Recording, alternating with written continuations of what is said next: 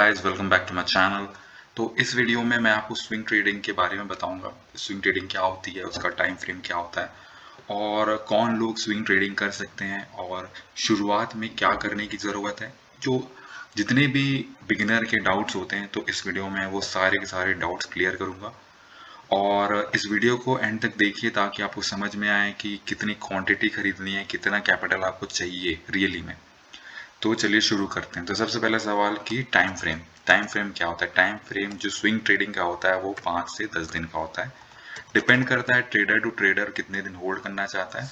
Maximum होता है आपका 4 वीक्स, लेकिन स्विंग ट्रेडिंग में क्या होता है 5 से 10 दिन के अंदर आपका जितना प्रॉफिट आपने सोचा था उतना होने के बाद आप बेच देते हो और उसका प्रॉफिट बन जाता है। दूसरी चीज इसमें क्या होता है कि आपको स्टॉक सेलेक्ट करना आना चाहिए। तो ये चीज मैं आपको सिखाऊंगा। ये इसके लिए मैं एक सेपरेट वीडियो बनाने जा रहा हूँ, बट सबसे पहले चीज़ आप स्टॉक पिक करना आना चाहिए, आपको टेक्निकल एनालिसिस करना आना चाहिए, आपको पता होना चाहिए कि कौन सा स्टॉक बुलिश होने वाला है। उस अकॉर्डिंग में आप कोई भी स्टॉक को सस्ते दाम पे खरीदेंगे और जैसे ही डिमांड बढ़ेगी आप उसको जो बढ़ा हुआ पैसा है उस स्टॉक का उस पर बेच पाओगे। ओके। अब सबसे बड़ा सवाल जो बहुत से बिगिनर का होता है वो ये होता है कि उनको समझ में नहीं आता कितनी क्वांटिटी खरीदनी है, वो प्रॉफिट डिसाइड ही नहीं कर पाते हैं।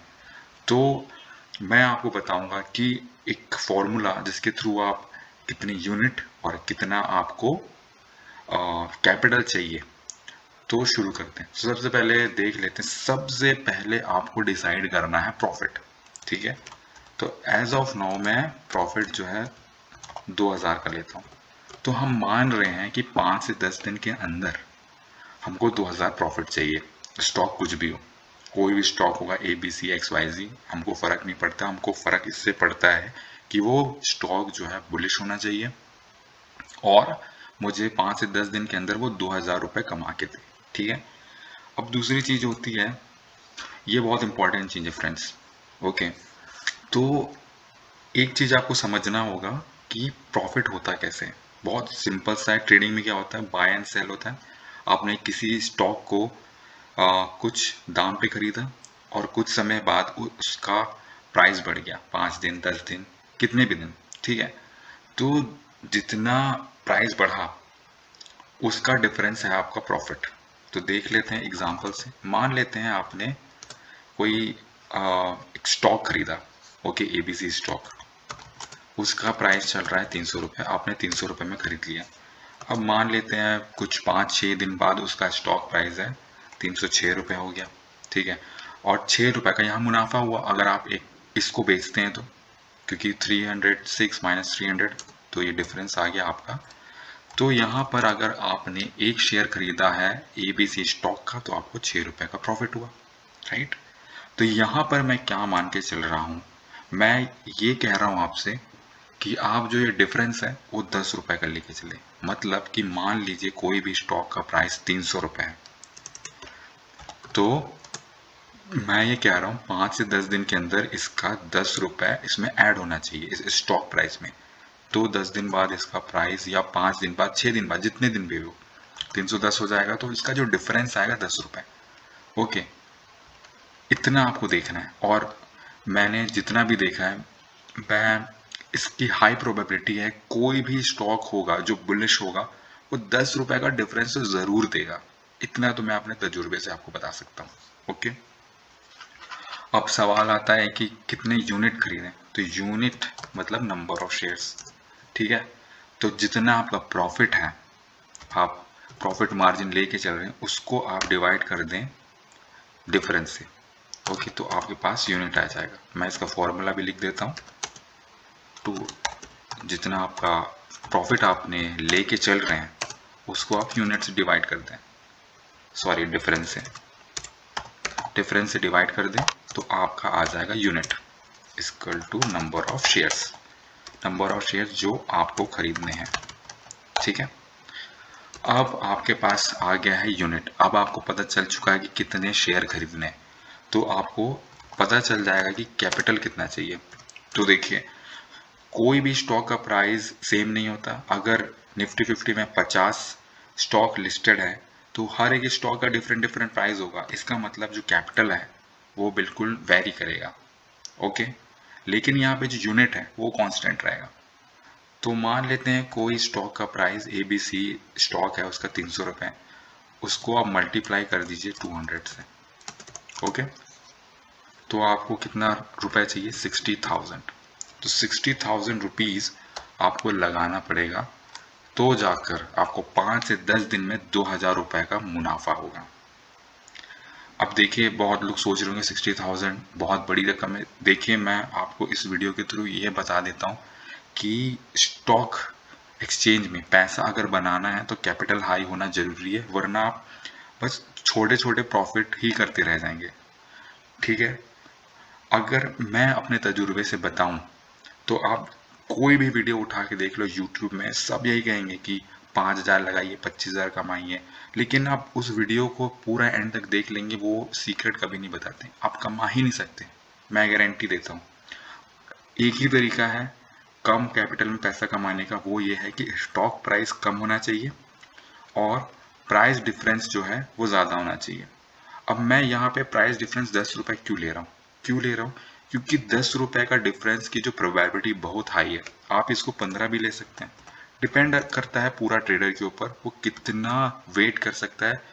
ओके, और उसका रिस्क एपेटाइट कितना है। क्योंकि देखो क्या होता है ना कि 10 रुपए का जो मार्जिन में लेके चल रहा हूँ वो 5 से 10 दिन में हो जाएगा, अगर नहीं भी हुआ तो 15 दिन में तो हो ही जाएगा। जो ओपन है और हाई किसी भी दिन का, वो 10 रुपए तो आएगा ही आएगा। लेकिन अब आप 15 रुपए, 20 रुपए, 25 रुपए, 30 रुपए का अगर मार्जिन लेके चल रहे हैं तो बहुत ऑब्वियस है कि स्टॉक प्राइस को 30 रुपए ऊपर जाने में बड़ा समय लग जाएगा। और अगर यहाँ पे मान लेते हैं कि मैं 20 रुपए का मार्जिन लेके चलता हूँ तो यहाँ यूनिट भी घट जाएगा, तो आपको यहाँ पे कम यूनिट खरीदना होगा, मतलब कि नंबर ऑफ शेयर्स जो है वो आपको कम खरीदने होंगे।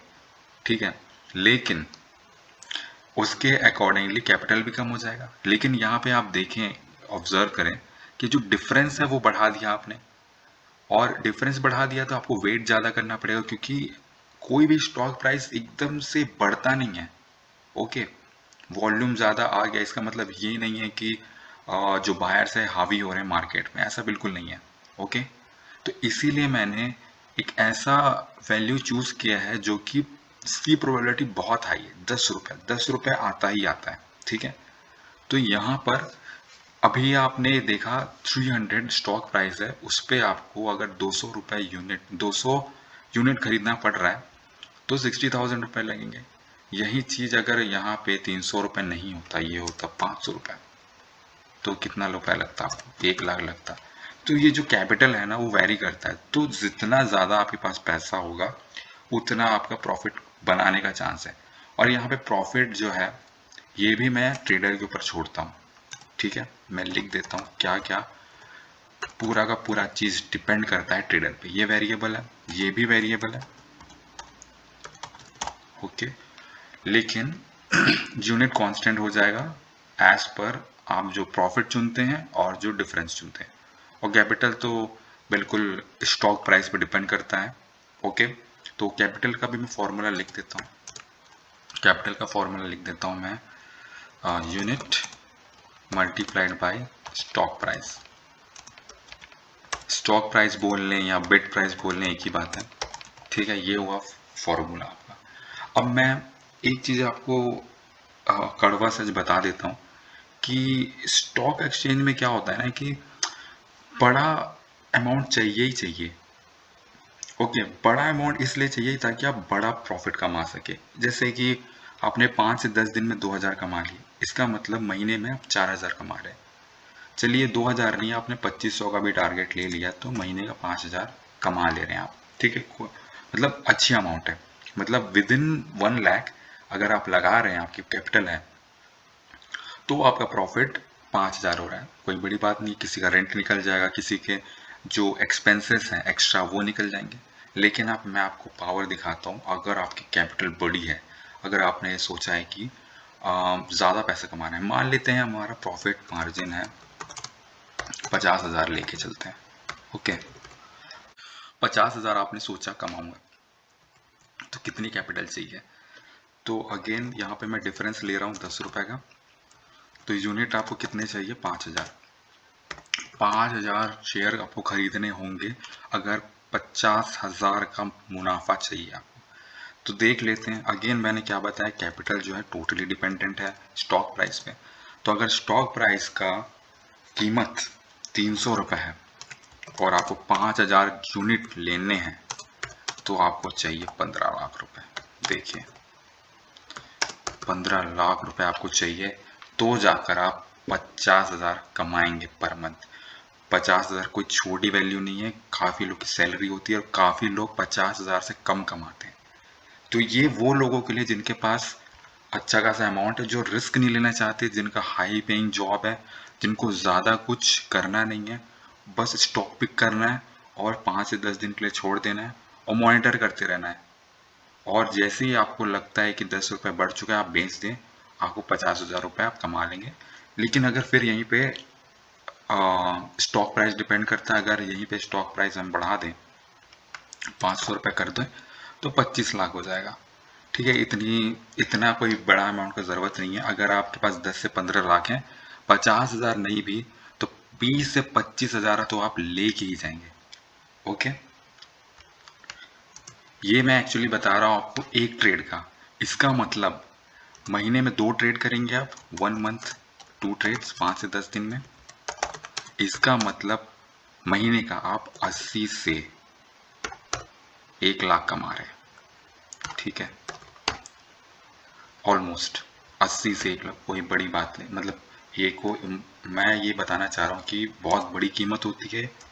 ओके, 80,000 से 1 लाख तक आप कमा रहे हैं।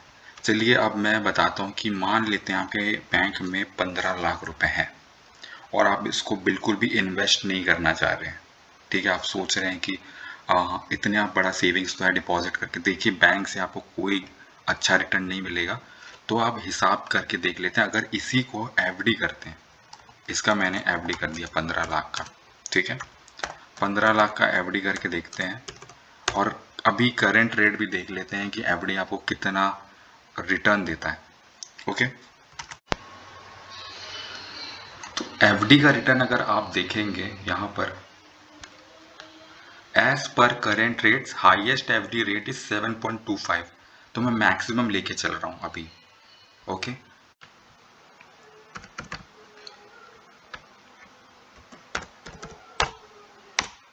यहाँ पे 15,000 बहुत लोग देख रहे होंगे, लेकिन 7.25 इसीलिए पीछे से 2 जीरो हटा दिए 15 लाख में से, इसीलिए 15,000 है।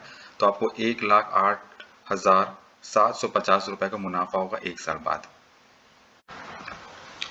तो 1 साल में आपको एफडी कराने के बाद 7.25% लगाने के बाद आपको मिला 1 लाख मिला आपको 15 लाख से।